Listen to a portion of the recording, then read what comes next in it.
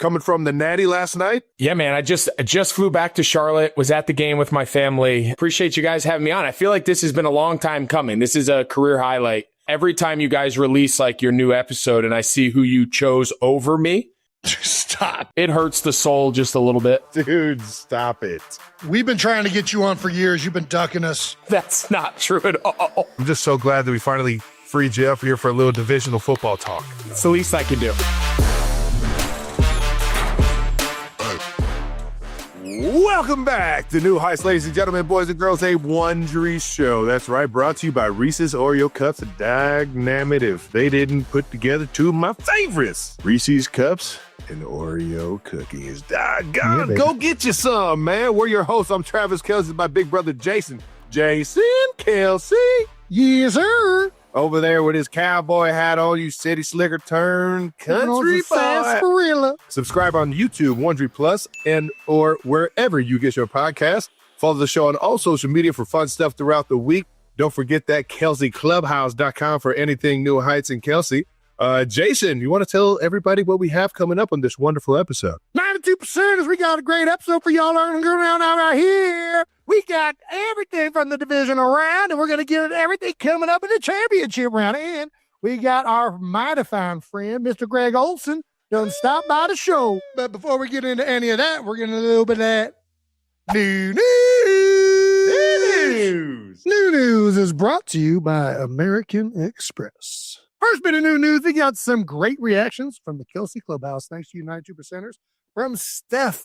Also, the Kelce Clubhouse is a gag, and I love the green hoodie, but I can't believe none of the new hoodies are called New Heights of Man Hoodie. I don't know what the fuck that means, but she's disappointed. What does that mean? What's a man hoodie? Is that a thing? New Heights of Man Hoodie? Are you familiar with Man Hoodie? I'll just say, it's a Life of a Showgirl reference, boys. Come on. Man Hoodie? To the lyric, New Heights of Manhood. It is the time we were referenced in the album.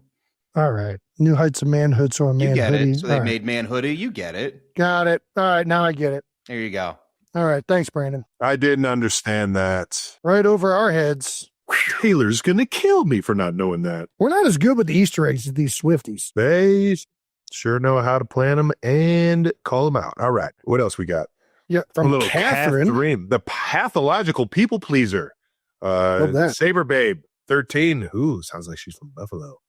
I love that it's on Amazon. What a huge win for me. Prime shipping, baby. Hey, it is nice. It is a very nice feature. I mean, it's honestly changed the world of ordering things. Amazon is like fucking insane. It's wild. It's annoying not shipping with that. They have literally everything on there. You search it in the little search bar, and you got a plethora of items that you could choose from. That they do. All right, from Pop Takes, my New Heights Show t-shirt arrived from the Kelce Clubhouse, and it's so nice. Great quality. Can't wait to wear it out of the house. I wonder which one they got. They weren't able to pull it off, but it was a fun game to watch and follow along to, man.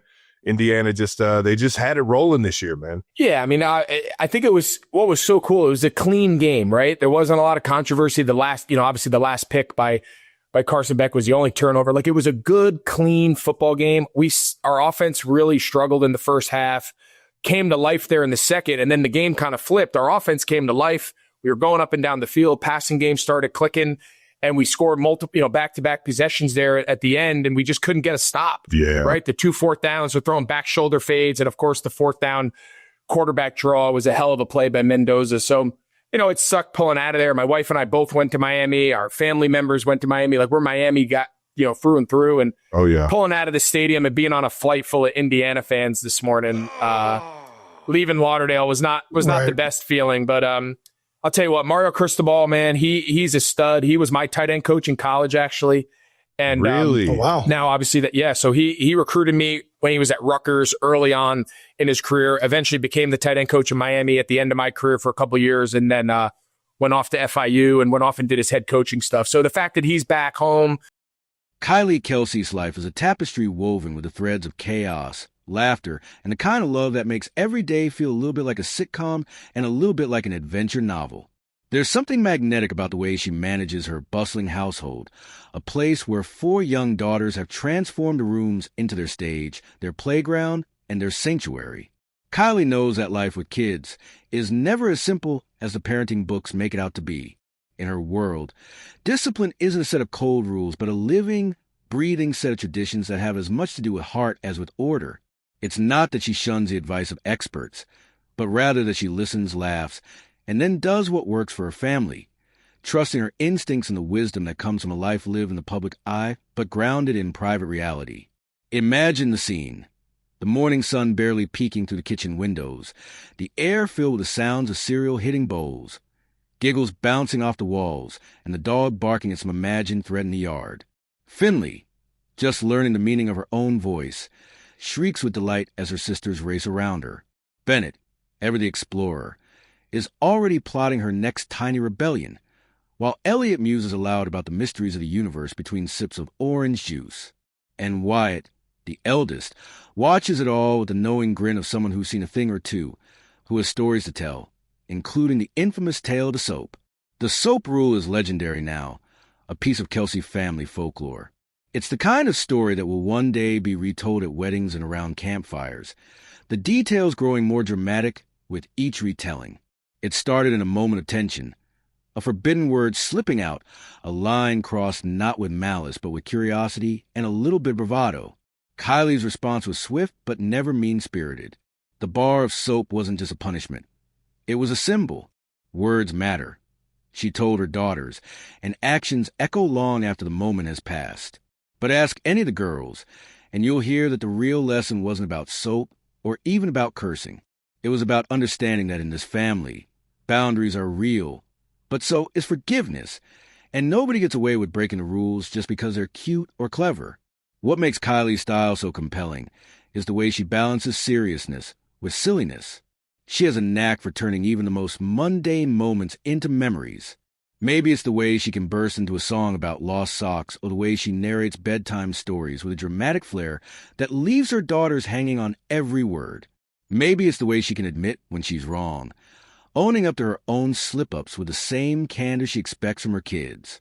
Like the time she let her own emotions get the better of her during an Eagles game, only to find Wyatt later practicing the same outburst, perfecting the delivery as if she, too, were auditioning for a part in the family's ongoing comedy. In that moment, Kylie didn't scold or lecture. Instead, she laughed, a big, genuine laugh that made everyone feel lighter. She explained, of course, that grown-ups don't always get things right, and that apologies are just as important as rules. That's the secret sauce in the Kelce home, the understanding that perfection is overrated and that the real goal is connection.